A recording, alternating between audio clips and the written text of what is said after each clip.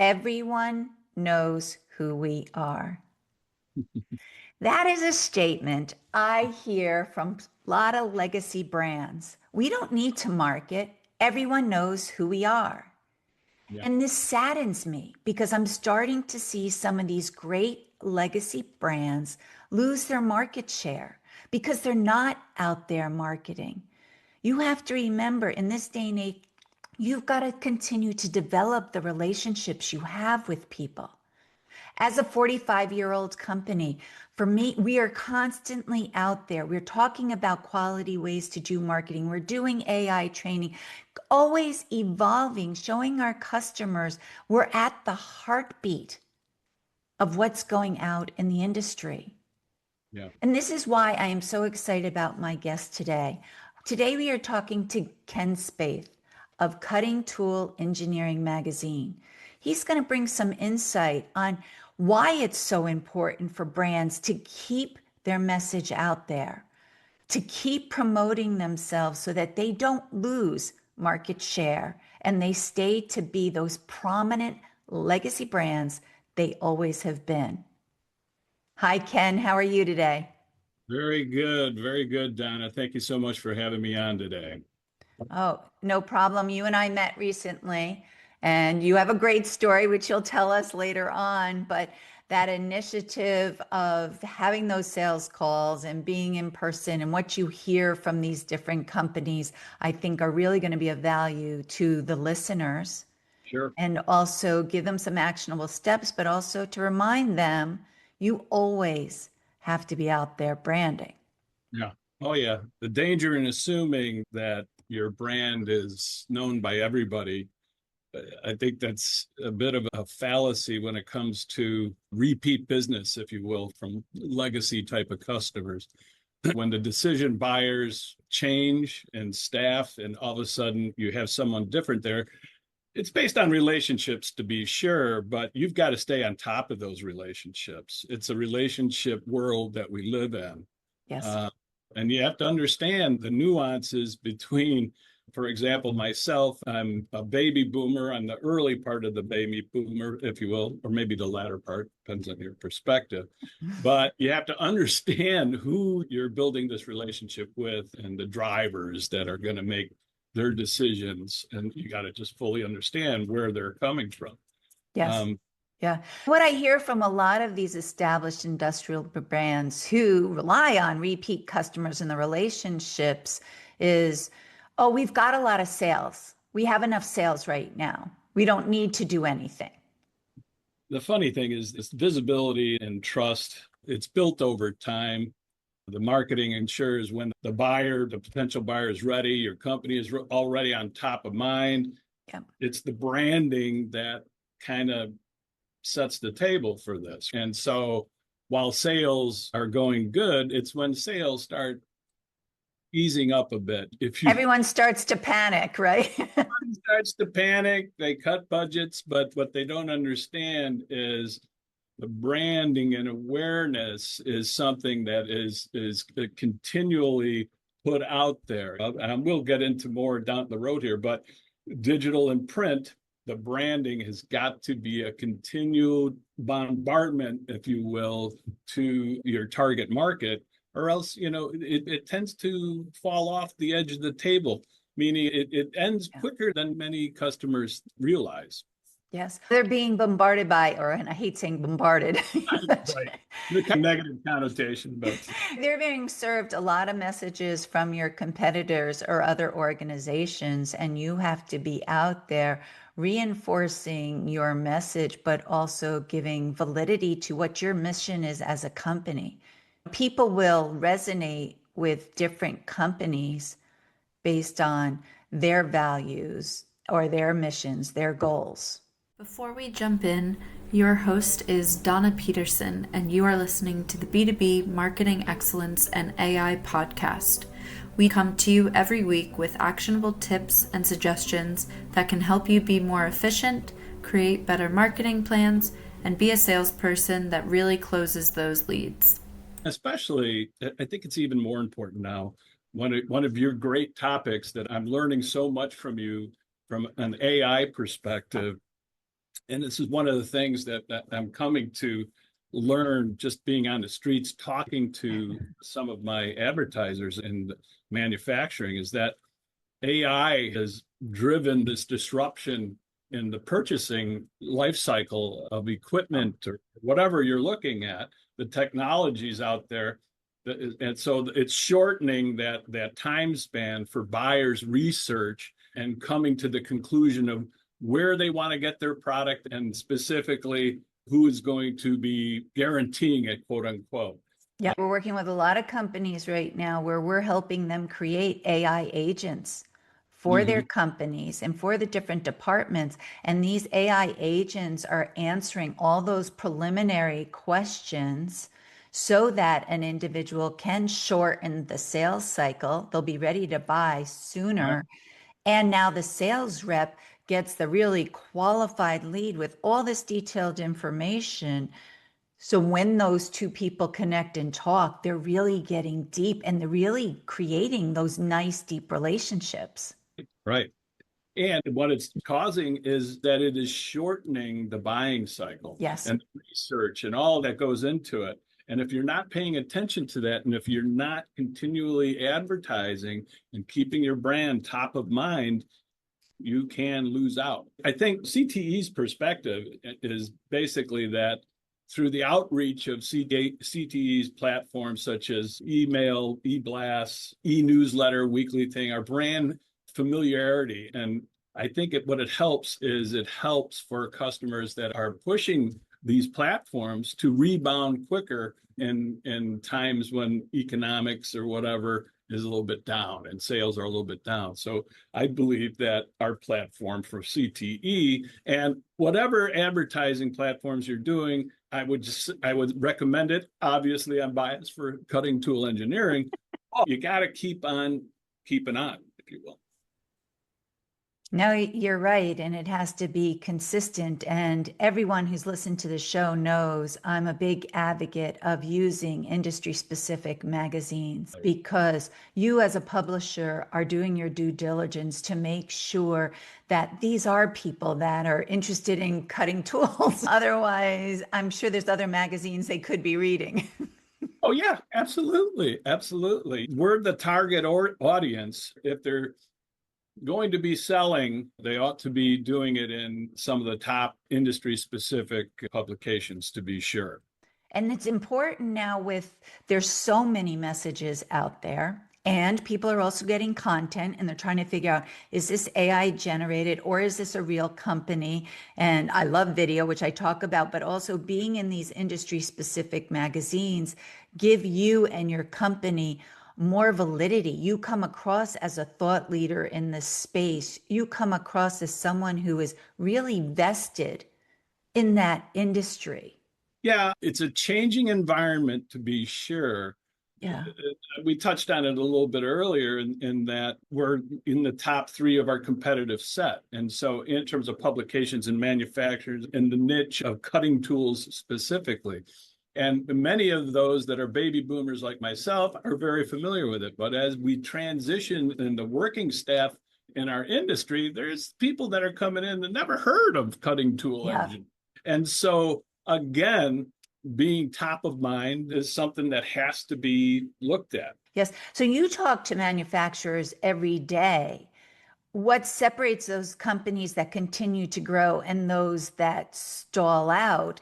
Is it because of what you just said? They're not actually out there keeping their companies visible. I think one of the things that 2020 and COVID-19 did was it really illustrated the difference between companies that looked at marketing as an investment and not an expense, meaning they understood that things were going to come back to normal at some point. And the ones that looked at marketing and advertising, keeping their brand top of mind, they measured it by looking at marketing and advertising as an investment. Now, that doesn't mean that they won't tighten up those dollars, but don't look at it as an expense. And I had quite a number that just completely, the marketing budget was the one that got suspended or canceled altogether. See that a lot. Right. They measure visibility. The guys that look at it from an investment, they measure visibility, engagement, brand authority as seriously as they do their production efficiencies. I find that interesting though, because you still see such very large brands out there promoting themselves and keeping themselves visible. Whether it's Rolex being at all the golf tournaments, whether it's Coca-Cola at the soccer, but even when we're talking about industrial brands, Trump out there, you see an Ulrich out there, and these companies are over, I think Ulrich is over 100 years old. Right. They are still out there. And you're right, your messaging has to be out there consistently. And when you join up with an industry specific magazine, I just feel like your voice is going to be heard by the right people on the right topics, because as a company and as a publisher, I'm sure you're always publishing articles that are very top of mind for your readers. Absolutely. I think advertisers, they look to our magazine for examples and knowledge and to solve a problem that they may be experiencing in their shop. So we are that go-to educational and content provider that keeps them coming to cutting tool engineering. I think advertisers who mix the print and the digital campaigns, whether it's email, social media, sponsored video, webinars, whatever engagement process you're utilizing to improve engagement, you've got to have that good combination to really land your business in top of mind and keeping your brand right out on the coffee table.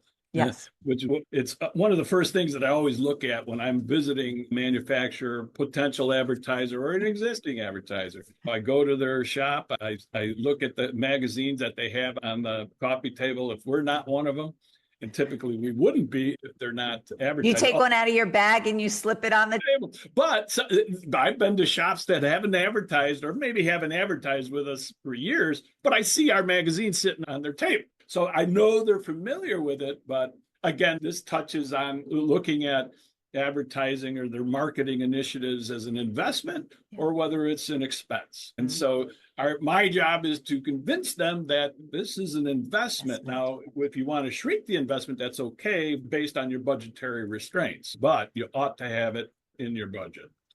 I was just going to bring up that point because we go through those cycles when it's bad and people want to cut everything out. And I always say, wait, before you do that, how about if we cut it back, but still keep a presence out there?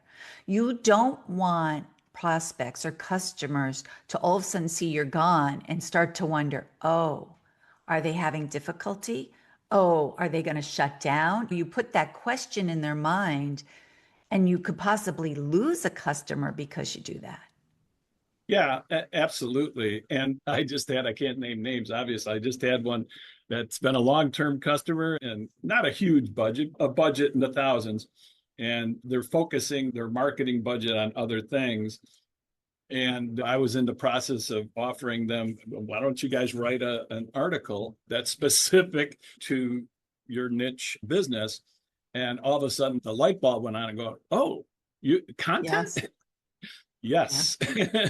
And I was like, now, I'm not a great salesman when I say this. I say, you don't have to advertise, but really that's your opportunity. You can advertise around that article. Yes.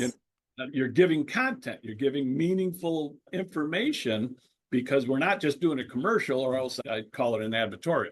Yes. It's not. Meaningful content. I know firsthand that works because I do that with a lot of industry specific magazines. I'll write articles, especially about AI right now, and I give actionable steps in there. It is not to sell. Don't use the articles. I should stress that. Don't use the article to sell yourself, but to offer value to your audience. And going back to the relationship, that really shows that you genuinely care about helping them succeed. Yeah. And I think when brands see that, I think you'll agree, when brands see that, there starts to form an allegiance. Absolutely. It's the value added, and not selling, but providing meaningful and important content, Yes. when their customers see that, then they go from just being an also ran to being that consultative type of client that maybe they will feel they need to pick up the phone and talk to them because they really know what they're doing. And also, let's not forget, people, if you do write an article, you can put some legs on it. You can then push that out to all your social media. So it gives you extra content that you can use. And like Ken said, you do an article, and then if you do your ad or you send out an email blast with CTE, people start to see the name. You get that nice cohesive approach that really instills the trust that a lot of people want Oh and yeah. need. Yeah, I think getting back to sales dropping off, maybe I'm going to cut back. I think top performers understand. They analyze the metrics of their web advertising. They understand the campaign performance and what all those measurements, those performance metrics mean. Yeah. And without that, you're running a little blind. Your sales are down, but I think there's valuable information that top performers, knowing that it's an investment, not an expense, they continue maybe at lower levels of their investment in their advertising or marketing, but they value that information because they know they can continually get the feedback from. Yeah. I don't know if you could ever say companies who don't do any marketing that really grow steadily into the future. They can't. And especially nowadays, when more and more companies are popping up, people are getting messages in every possible way, text messages, LinkedIn, email, postal. How do you make choices? And they're going to make choices to the brands. And getting back to, I know we sound like a broken record, but people are going to work with brands they have a relationship with. They do. I think what what is happening in today's environment, way more so than it had maybe in the previous 2 decades, maybe more, is recognition fades faster than we think. Years are coming and going in the workforce, flipping. There's the knowledge base is retiring. You're getting younger folks coming in. Yes, there's mentor relationships out there that can share a lot of this information, but you can't completely rely on that. You have to keep your investment in advertising and your brand awareness, again, familiar verbiage, top of mind. Yes. And it's so essential. Yes, it is. Now, one of the things I've talked to a lot of companies about is going back to some of our traditional ways of doing marketing, meeting people in person, going to trade shows. And I know you have a great story to tell about still doing those in-person meetings. Oh yeah, I'm old school when it comes to that. There was a You know what? I think you might be old, but you're also the newest school, because I have a lot of companies that are saying, you know what, Donna, you're right. We're going back out. We're going to do it in person. So I'm going to say you're at the cutting edge of new. And I'm right there with you. I looked at it. So what I do is the selling season in advertising and publishing anyways is right around now, right? This is when budgets are being put together. This is when proposals are going back and forth and being hammered out. And what I do is I go out to my territory, right? And I'll have a combination of X number of calls that I know I've got scheduled. And then I circle a few advertiser or potential advertisers, right? To go and visit and just walk in and say hello. And that's how I was. I was in banking for many years. I did it that way too. And I know it's difficult, but if you're still doing it, you're not in the norm because it's not typically done that way. At least a lot of people don't like to put themselves out like that. It makes them push outside their comfort zone. Well, definitely. And I'm human just like anybody else. It's uncomfortable. You don't like the door slammed in your face? Oh, I get that all the time. It's funny. In the example, I used to have a guy that was at one of these. They advertised with us for years, but then over the last 4 or 5 years, they hadn't advertised with us. So I just pulled up into their parking lot, and I call in and I say, "Hey, is so and so there?" "Oh no, he's not here any longer." "Oh, who's the head of marketing?" "Oh, this girl is." "Okay, yeah." And they put me in touch with her. I said, "Hey, how you doing? I'm Ken from Cutting Tool Engineering. Oh, hi. It's good to meet you over the phone. I said, hey, do you have any time to sit down and chat? She goes, oh, you want to set an appointment? When are you going to be out here? You guys are out in Chicago, right? I said, as a matter of fact, I'm out in your parking lot. And she froze there for a minute. And then I was like, hello? And then she said, yeah, Okay, stalker. I've got a proposal out to him. I might get something. I might not get anything. But I actually found that invigorating because it was a success. Not that I got business, but it was a success because I got in front of one of the decision makers. Yes. And I was able to give a pitch. But wait a minute, you're not telling the whole story. Didn't you also get to meet the president of the company too? I did. And unwittingly, he's the first guy that I met. And there's been such a changeover there. I am just this old, crusty guy in our industry. And these were young millennials, probably young. And I could have sworn the guy that I met, and then, oh yeah, it's the president. He wants to come back in. And so I actually sat down with the two of them. But when you're hoping to get a decision, could you ask for anything better? And there's no way if you created a Zoom call with that marketing manager that the president would have hopped on. Oh, absolutely. And I was able to copy him on my proposal since he was in the meeting. And so keeping him engaged was paramount. But I'll tell you what, that was one of the successes, but I've had numerous successes since then because I went out to the Boston area subsequent to that. And I'm looking at elephants, and I actually got in. I was getting zero calls back, no email returns. And I went in, and prior to that, I sent them a FedEx package of a bunch of material in hard copies of the magazine.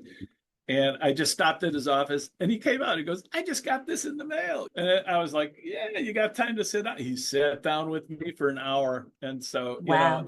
I think that the face-to-face, going on, knocking on doors. Now, it's not going to happen every time, but it's a matter of numbers. It's a numbers game. That's what sales is. Dale Carnegie. Yes. Are they a suspect or are they a prospect? That type of thing. But it was fun. But this is that point where everyone says, oh, no, you can't do that. No one's going to accept my call. They're not going to have me come in right then and there. But yes, they will, because sometimes we're able to figure out our schedule right now. Ask me about 2 weeks from now. I can't guarantee I can meet with you 2 weeks from now. Or you get put off and then you never meet. And it's more awkward when you're face to face for someone to not say anything or not to want to see you.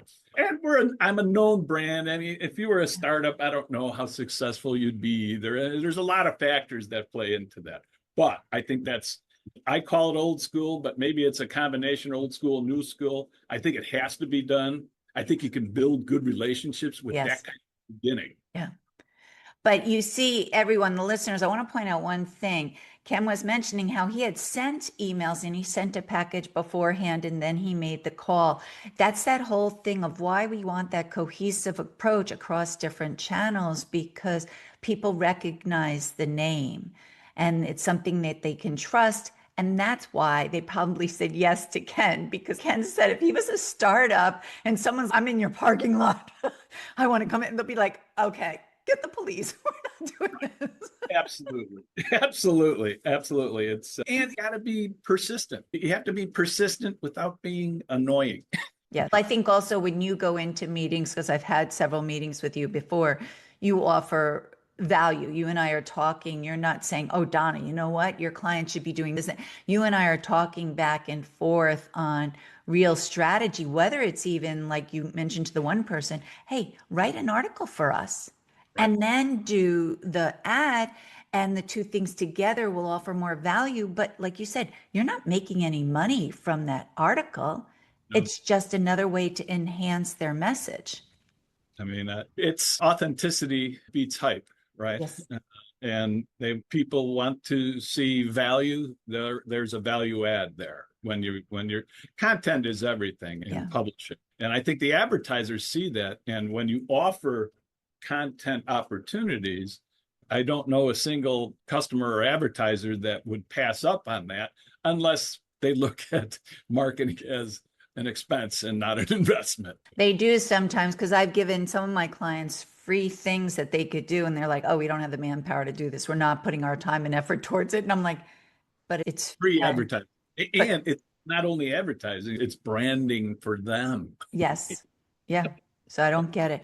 So now over the years, if you're talking about a brand that is ready to reintroduce themselves to the market, what type of messaging or approach have you seen to be the most effective with this technical audience? If you're talking about they were a known brand, but maybe they've gotten out of the marketplace in terms of not being on the coffee table in an industry specific. Exactly. Those are the people. Yes. No, I would never recommend just digital. And why? Print is print, and it sticks around a lot longer because it's sitting on the coffee table or wherever. And people like me, I don't like a Kindle. I like having a book. Yes. I like that, like turning a page. Now, that's not everybody, and people like me are dwindling. However, what I would recommend is you got to do print again. Yes. And now, do you have to do a 4-page spread? No, but you get in an industry-specific magazine or multiple industry-specific magazines with print, but you also got to marry it in there with good digital, good video, surround it by content. If you ask of publications, can I contribute to articles? Could I write a feature article? Yeah. It's those types of things that I would recommend any advertiser or manufacturer to do to leverage their way back into top of mind. Yeah. I totally agree in regards to the print, and I am seeing more people go back to it, both whether you're going to do a postal campaign or whether you're going to do an ad in a print magazine. And for the listeners, you've got to remember when you receive that magazine in, your prospect or client get this nice quality magazine and your ad is in there. It's as if you're riding that coattail of the publisher because it's a quality magazine. People understand how much those ads cost. And again, they think in their head, oh, they're in this for the long haul. This isn't just an email list we bought for pennies and we're just plummeting people with email messages. We're vested in this industry and seeing it succeed. And they want to help their clients succeed. The thought leadership element builds trust. And when they advertise, it's their expertise, or when they provide content and are included in content specific articles featuring whether it's machining, the electro nuances with different strength of blades for drilling, whatever you're dealing with, right? You look as to be the expert contributing to that content. And so it's that thought leadership element that builds trust. You combine content with educational value and real world content, storytelling, facts and storytelling. I think when you do that, you end up being a go-to publication, and the advertiser ends up being the ones that benefit because, oh, wow, they really know their stuff because I read it in this publication or that publication. And so it amplifies their investment in marketing and doing the things that they need to do. You're absolutely right. Any messages anyone puts out there right now, yes, you're building relationships, but you've got to be talking to your prospect or your customers about what is important to them. Everyone is reading content to say, what's in it for me? What can I get out of it? Can this help me do my job better? And you're right. When you do, that's when companies will see that you can help them. The AI component can amplify storytelling, but the human expertise still defines the credibility element of the storytelling and the facts, right? But AI really can summarize that stuff for you and make your decision-making process or your comprehension of maybe a long feature article a little bit more explainable and understandable. Yeah, so I say that to people all the time. Lots of thoughts and ideas and stories over the years in this head of mine, but now I'm able to get it out and articulate it. Because otherwise I might talk about a whole variety of things. This kind of brings me in, so it has a train of thought, but they're all my thoughts. They're all my ideas, and they're in my tone. Everything we do here at World Innovators, it's supposed to be grounded and inspiring success, really, truly helping companies. And it's a tone we have here. We're Sure. not going to be the buy it now, you've got to use our services. It's not us. Radio admin of the 50s. Yes, that's right. That's right. Yeah. Well, Ken, I want to thank you so much for your time today. But before we go, we must ask about your background because it's not very CTE. Oh, yeah. I'm of cutting tool engineering.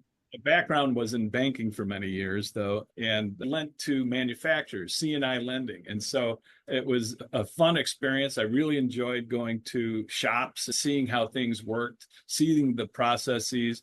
And in 2018, when my brother provided the opportunity to go with him in investment in CTE, I found it to be a very similar type of experience in terms of my background from its manufacturing. And I enjoy understanding, visiting shops, and knowing the inner workings of manufacturing industry. So it was a pretty smooth transition for me.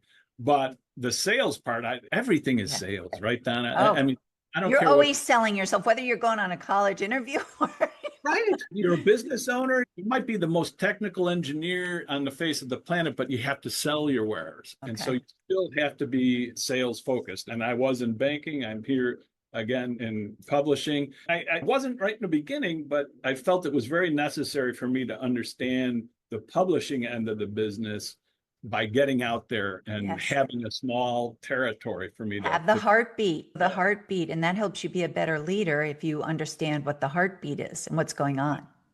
Absolutely. Being face to face with your advertisers, your customers, it's essential for success. It is. So now how does the bourbon background there tie into your banking and your CTE? Bankers love bourbon. Oh, I'll tell you, it's Bourbon with the Editor is a great podcast that my brother heads up. And we're doing more frequent podcasts. I think he's trying to do them weekly now. I think we have a podcast coming out. I think this month, maybe in the next week, we have a grinding podcast for CTE. So we've got a guy out in Pennsylvania at a college that's specifically talking about grinding. And it's a weekly podcast. And so it's going to be very fun.